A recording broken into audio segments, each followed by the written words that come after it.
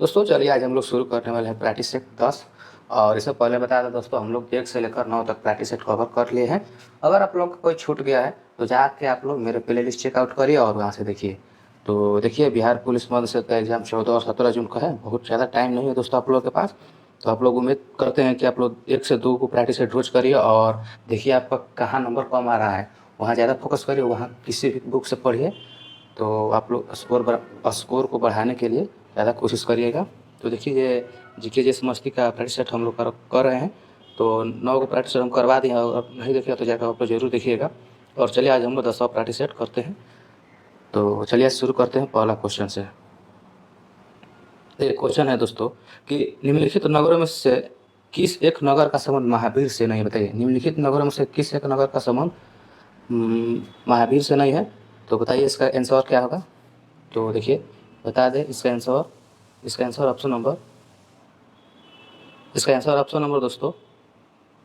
Option number B होगा, लुम्बिनी। और ये जो वैशाली है, चंपा है, पावापुरी है, ये बुद्ध से संबंधित है। चलिए, उत्तर वैदिक काल में द्विज किस संदर्भ में प्रयुक्त होता है, बताइए। उत्तर वैदिक काल में द्विज किस संदर्भ में प्रयुक्त होता था। तो देखिए बता दें दोस्तों, ये उच्च वर्ण के लिए लोग प्रस्तुत करते थे, उच्च वर्ण के लिए। इस उच्च वर्ण में हो गया ब्राह्मण, राजपूत और वैश्य, ये 3 गो सदस्य मतलब एक जगह मतलब आते थे।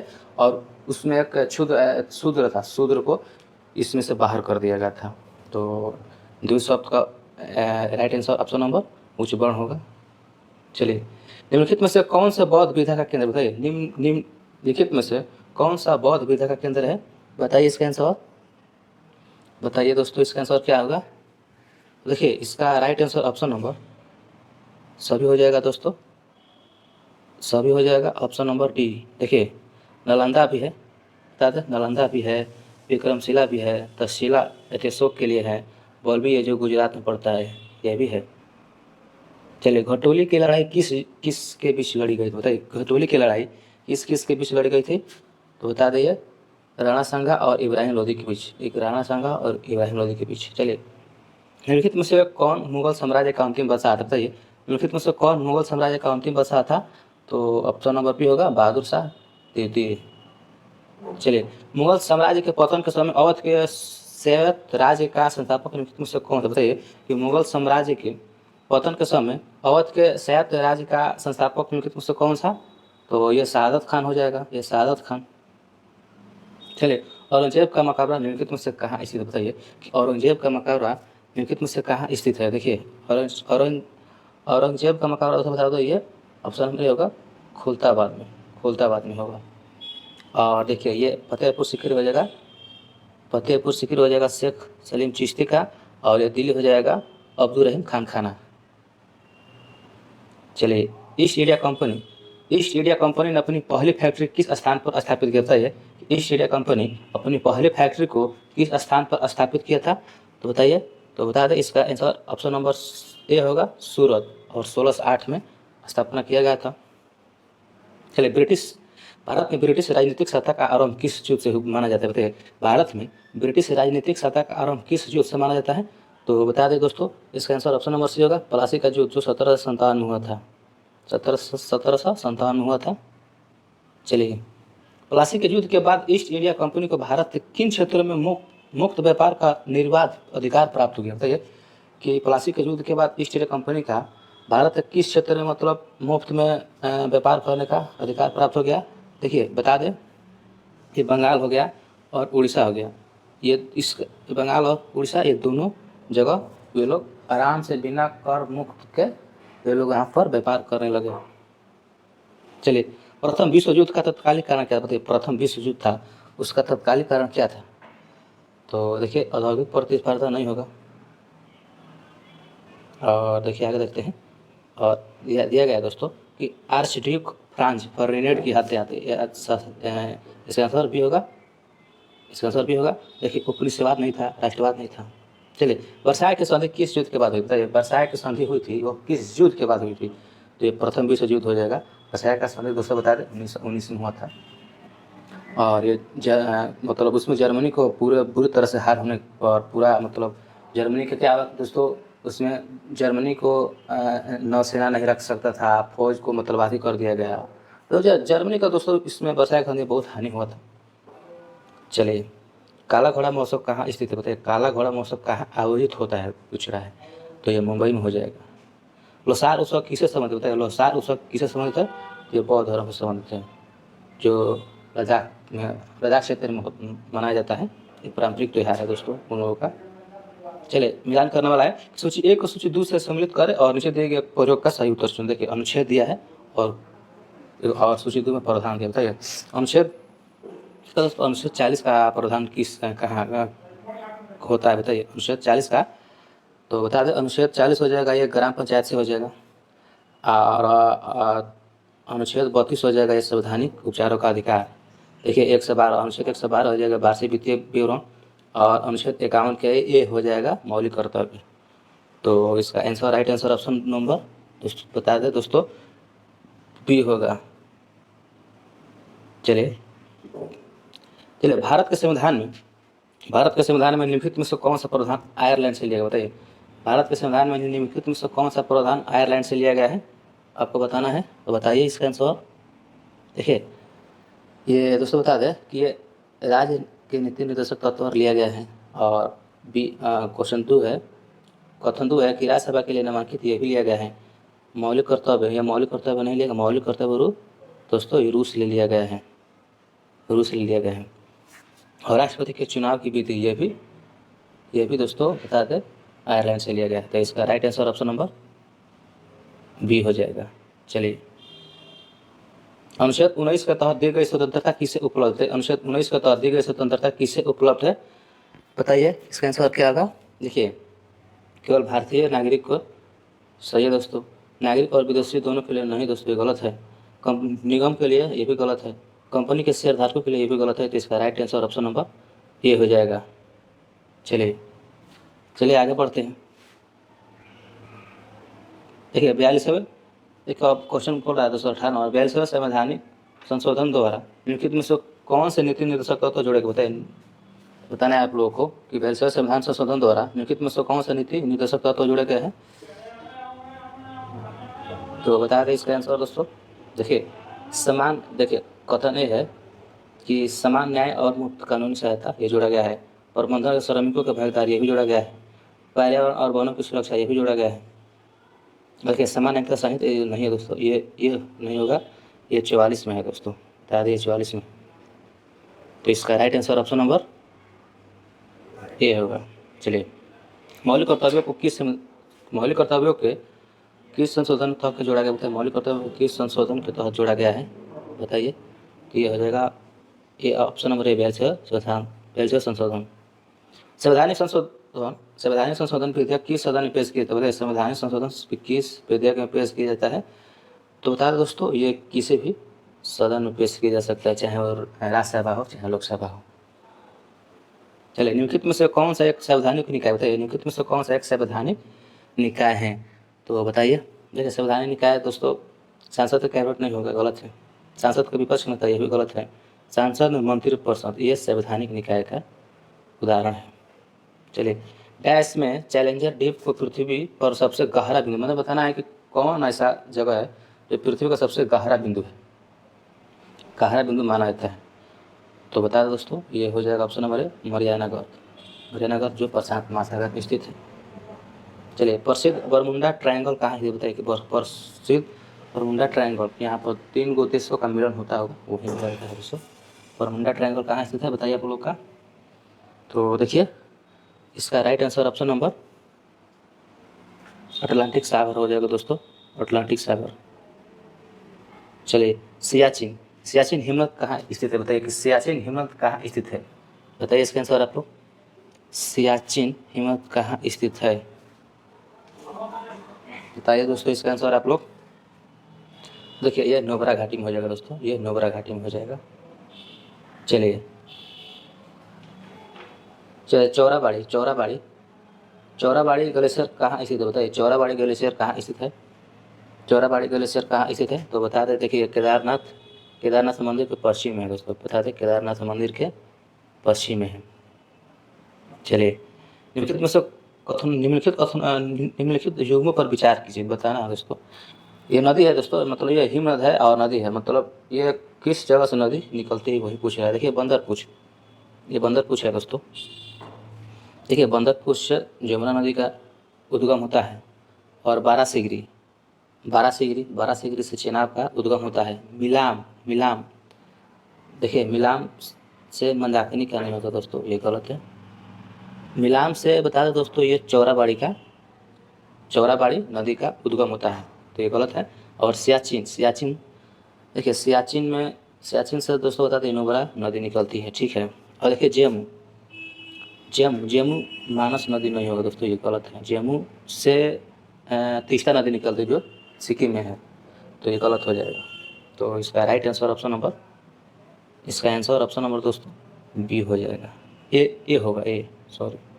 अरावली विंध्य श्रृंखलाओं के मध्य कौन सा पठार स्थित, बताइए। अरावली विंध्य श्रृंखलाओं के मध्य कौन सा पठार स्थित है, तो इसका आंसर ऑप्शन नंबर मालवा पठार हो जाएगा। चलिए, निम्न में से कौन सा मेघालय के पठार का अंश नहीं, मतलब निम्नलिखित में से कौन सा मेघालय का पठार का अंश नहीं है। देखिए ये भुवन का पहाड़ी दोस्तों, ये भुवन का पहाड़िया नहीं है दोस्तों।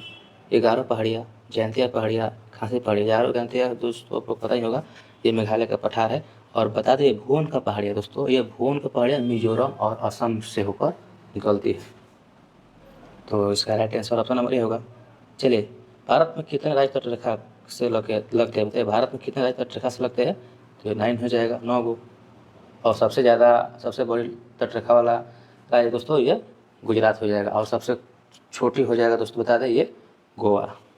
चलिए, द्वीपों का समूल अस्तित्व बताइए। द्वीपों का समूल अस्तित्व प्रवाल उत्पत्ति का है कि ज्वालामुखी उत्पत्ति का है कि मृदा निक्षेपण का है कि उपरोक्त से कोई ठीक नहीं, बताइए इनमें से क्या होगा आंसर इसका। तो ये प्रवाल भित्ति का उदाहरण है दोस्तों, प्रवाल भित्ति का उदाहरण है। चलिए, भारतीय द्वीपों में कौन से द्वीप भारत एवं श्रीलंका के मध्य स्थित है, बताइए। निम्नलिखित भारतीय द्वीपों में से कौन सा द्वीप भारत एवं श्रीलंका के मध्य स्थित है, तो ये हो जाएगा रामेश्वरम हो जाएगा इसका आंसर। चलिए, मिलान करने वाला है, द्वीप है और अवस्थित है, बताने कौन सा द्वीप कहाँ स्थित है। देखिए इसको मिलान करिए दोस्तों। देखिए बता दोस्तों, ये पीरम हो जाएगा खंबात की खाड़ी। और बेअंत सयोधर हो जाएगा ये कच्छ की खाड़ी। और द्वारका हो जाएगा दोस्तों, बता दें द्वारका हो जाएगा अरब सागर। और दीव हो जाएगा कठियावाड़ तट। तो इसका आंसर ऑप्शन नंबर दोस्तों बता दें बी होगा। चलिए, बैंक का कौन सा कार्य नहीं, बताइए बैंक का कौन सा कार्य नहीं है, चारों में से बताना है कि इनमें से कौन सा बैंक का कार्य नहीं है। देखिए ये जमा स्वीकार करना बैंक का काम होता है, ऋण देना भी काम होता है, भुगतान सुविधा भी बैंक का काम होता है, लेकिन कर वसूली सरकार का काम होता है। चलिए, सरकारी व्यय का उद्देश्य क्या है, बताइए। सरकारी व्यय का उद्देश्य क्या होता है, बताइए। देखिए इसका आंसर ऑप्शन नंबर बी होगा, विकास और कल्याण। मान लें कोई पुल बनाना है, कोई रोड बनाना है, तो ये सरकारी व्यय से सब सम्मिलित होता है। चलिए, भुगतान संतुलन घाटा कब होता है, बताइए। भुगतान संतुलन घाटा कब होता है, बताइए। भुगतान संतुलन घाटा कब होता है, देखिए निर्यात से दोस्तों, इसका आंसर ऑप्शन नंबर बी होगा। निर्यात से यदि आयात ज़्यादा हो जाएगा तो भुगतान संतुलन घाटा होता है। चलिए, अवसंरचना का उदाहरण कौन सा, बताइए। अवसंरचना का उदाहरण कौन है, यह सड़क हो जाएगा। चलिए, रोजगार का अर्थ क्या है, बताइए। रोजगार का अर्थ क्या है, मैंने आप कैसे बोल सकते हैं कि ये रोजगार है। देखिए इसका आंसर ऑप्शन बी होगा, ये आय अर्जित करने वाला कार्य। देखिए आय अर्जित करने वाला कार्य, कोई भी काम हो उससे अगर आपको आय मिल रहा है, पैसा मिल रहा है, तो ये रोजगार होगा। जो प्राइवेट हो काम चाहे सरकारी हो, तो उसको हम रोजगार का अर्थ में बोल सकते हैं ऐसा। चलिए, कृषि नीति का उद्देश्य क्या, बताइए। कृषि नीति का उद्देश्य क्या है, तो इसका आंसर ऑप्शन नंबर बी होगा, कृषि उत्पादन को बढ़ाना। औद्योगिक नीति का मुख्य उद्देश्य क्या, बताइए। औद्योगिक नीति का मुख्य उद्देश्य क्या है, तो ये हो जाएगा ऑप्शन नंबर बी, उद्योग विकास। यदि हवा का तापमान 1 डिग्री सेल्सियस बढ़ा दी जाए तो ध्वनि की चाल में कितनी वृद्धि होगी, बताइए। कितने की वृद्धि, तो इसका आंसर ऑप्शन नंबर बी होगा, 0.1 मीटर पर सेकेंड। चलिए, अवतल दर्पण क्वेश्चन है दोस्तों, अवतल दर्पण में जब वस्तु वक्रता केंद्र पर रखी हो तो प्रतिबिंब कहाँ बने? बताइए, अवतल दर्पण में वस्तु जब वक्रता केंद्र पर रखी हो तो प्रतिबिंब कहाँ बनेगा? बताइए। तो ये वहीं पर बनेगा, वक्रता केंद्र पर वस्तु रखी है तो वहीं पर बनता है। ऑप्शन नंबर बी होगा। चलिए, किसी विद्युत परिपथ में 10 ओम प्रतिरोध का एक तार उपयोग किया जाता है।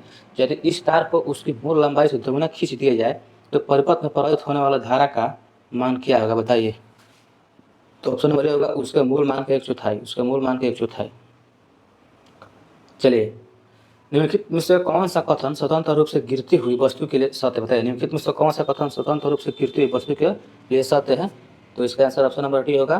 देखिए, यहाँ एक समान त्वरण से नीचे गिरती है, ये एक समान त्वरण से नीचे गिरती है। निम्नलिखित में से घर्षण का सही क्रम बताना। बताइए, निम्नलिखित में घर्षण का सही क्रम कौन सा है? देखिए, सबसे ज़्यादा घर्षण दोस्तों बता दें, ये स्थैतिक बल में होता है और उसके बाद स्लाइडिंग बल में होता है। रोलिंग में तो रोलिंग मान लो कोई गोल गोल है तो उसमें घर्षण बहुत कम होगा ना, स्लाइडिंग में कुछ होगा और सबसे ज़्यादा स्थैतिक हो जाएगा दोस्तों। तो इसका आंसर ऑप्शन नंबर सी होगा।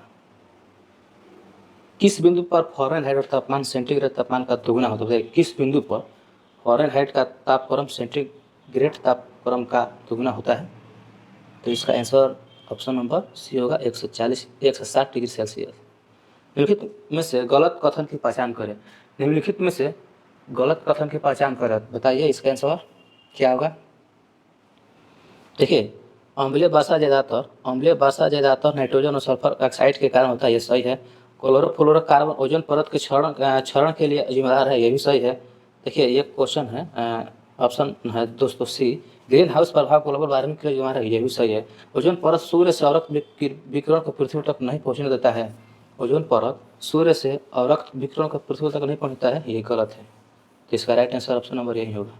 चलिए, आधुनिक आवर्त सारणी में आवर्त किसका मान दर्शाता है? बताइए, आधुनिक आवर्त सारणी में आवर्त किसका मान दर्शाता है? तो बता दें, ये हो जाएगा ऑप्शन नंबर सी, प्रधान क्वांटम संख्या।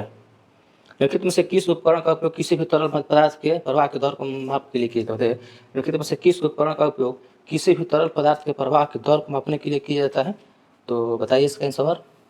द्रव के पदार्थ बोल रहा है तो ये हो जाएगा वेंचुरीमीटर। रडार से दोस्तों बता दिए दिशा मापा जाता है। और टैकोमीटर से वायु के गति, और स्पीडोमीटर से किसी चालक की गति को मापा जाता है, जिससे गाड़ी उड़ी के हो गए। चलिए, परमाणु में बताइए इनमें से कौन सा सही होगा? इसका आंसर बता देते हैं दोस्तों, ऑप्शन नंबर बी होगा। देखिए, नीचे जो होता है ना, नीचे वाला प्रोटॉन होता है और 192, इसका ऑप्शन नंबर यही होगा, 140 न्यूट्रॉन और 92 इलेक्ट्रॉन। द्विविभ निषेचन के संदर्भ में निम्नलिखित कथनों पर विचार करके बताया। द्विविभ निषेचन के संदर्भ में निम्नलिखित कथनों पर विचार करना है और बताना है कौन सही है।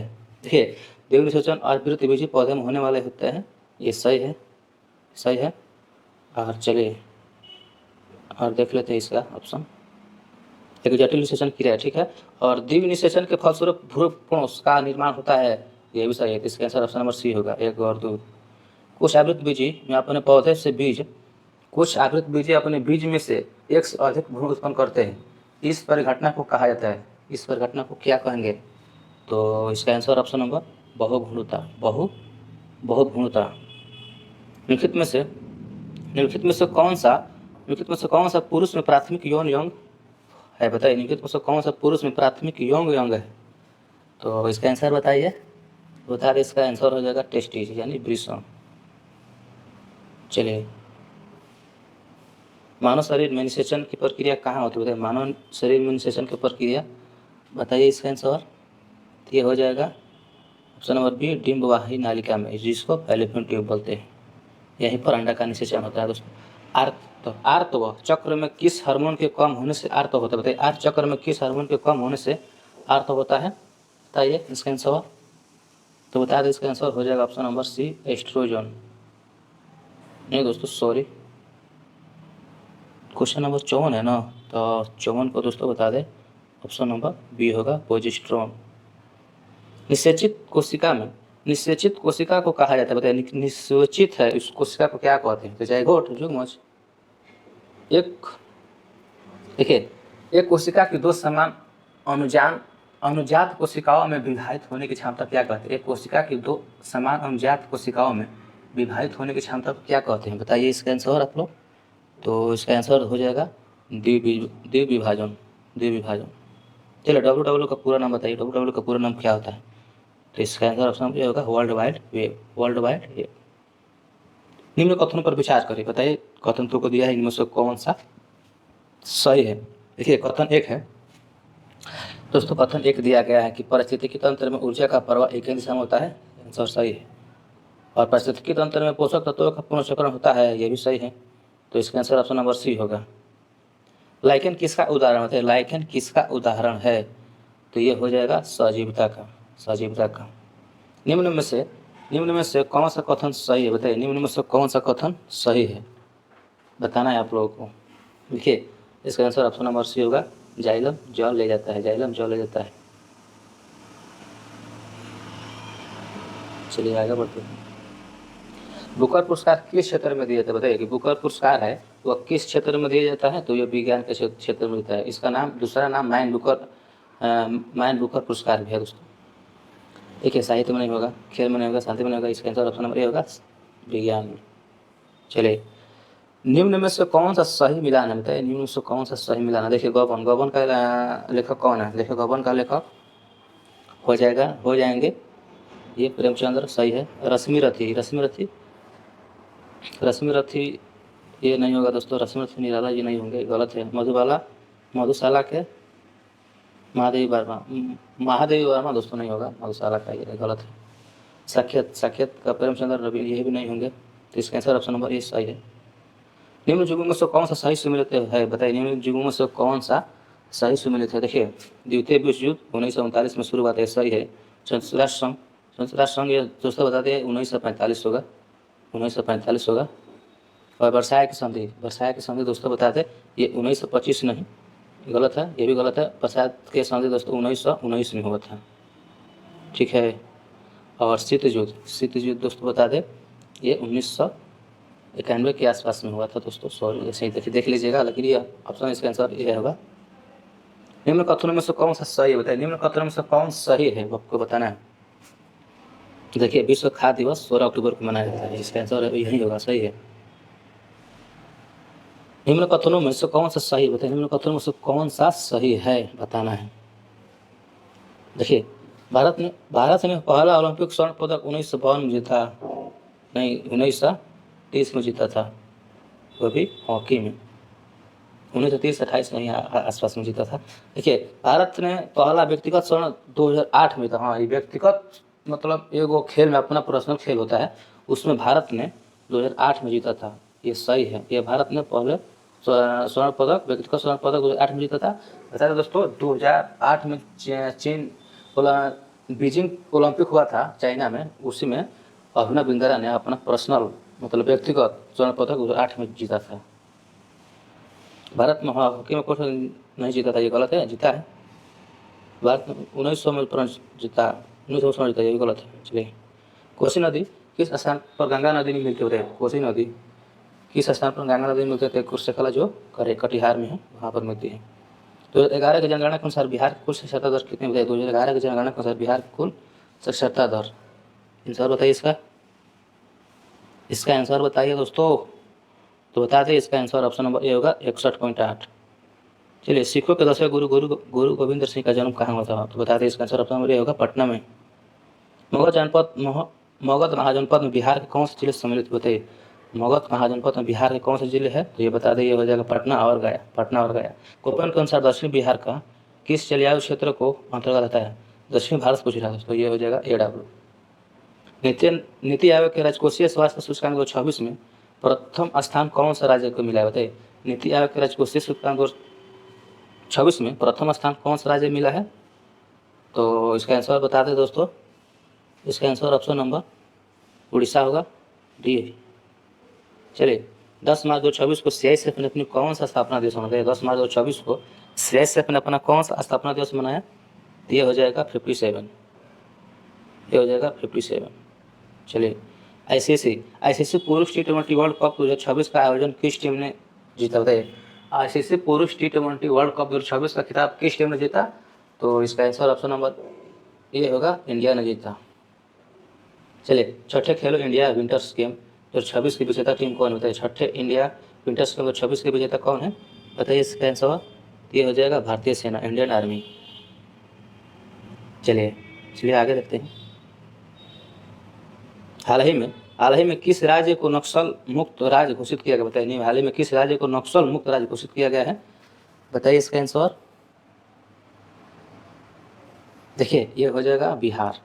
बिहार अपने आप नक्सल मुक्त राज्य घोषित किया है। चलिए, T20 क्रिकेट में 700 विकेट लेने वाले पहले खिलाड़ी कौन बने, बताइए। T20 क्रिकेट में 700 विकेट लेने वाले पहले खिलाड़ी कौन बने हैं, बताइए इसका आंसर। ये हो जाएगा अफगानिस्तान के खिलाड़ी दोस्तों, ये राशिद खान। लखपति बिटिया योजना किस राज्य यानी यूटी से शुरू की गई, बताइए। लखपति बिटिया योजना किस राज्य यानी यूटी ने शुरू की है, तो इसका आंसर ऑप्शन नंबर ए होगा, दिल्ली।